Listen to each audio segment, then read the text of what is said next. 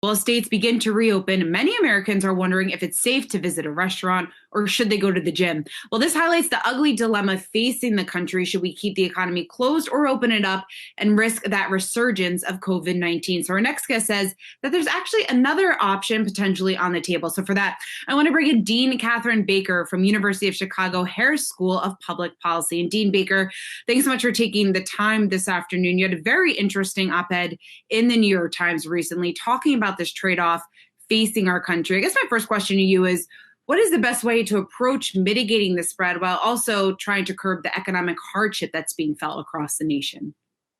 Well, I think the way you set it up is really perfect. There is a dilemma policymakers are facing. If they open up too quickly, they risk undoing all of the good that social isolation has done and spreading the disease.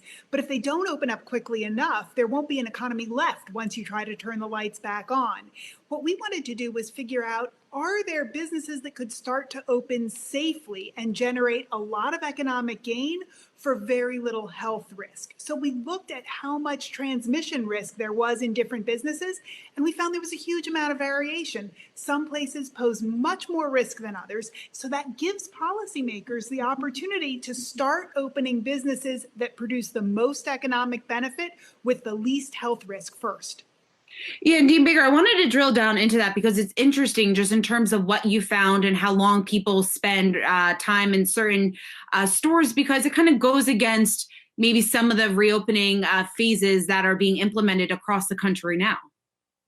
There are a number of different dimensions that affect the risk of transmission. There's how many people are packed into how small a space. There's how much time do they spend there. There's the issue of whether they're touching common surfaces or interacting physically between customers and employees.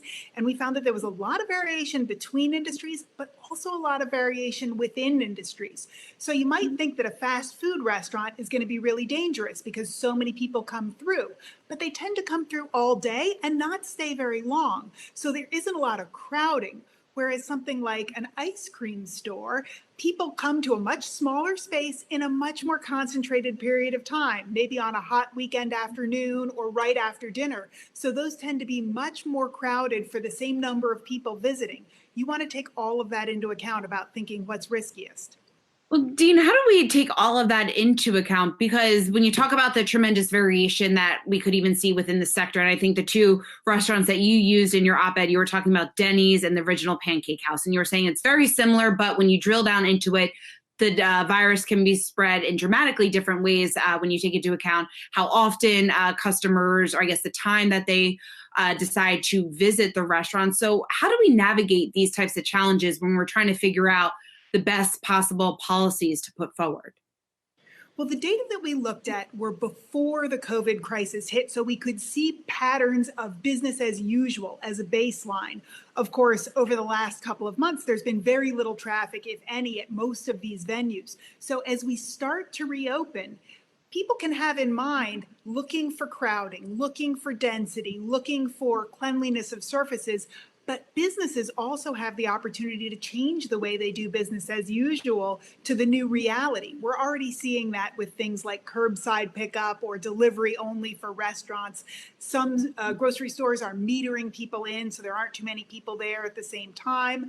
I think businesses have the opportunity to lower the risk by lowering the density of people who are there and by reducing the touching of common surfaces and other mechanisms for transmission. So we hope that this is a tool both for thinking about what things are lowest risk to reopen, but also for thinking about how to make everything lower risk. And real quick, do you think that there's any, since this is being handed off to the states and states are implementing their own policies and their own guidelines, are there any states or local governments that you think are doing it right or taking the most common sense, some of the factors that you laid out into consideration when they are putting forth their guidelines?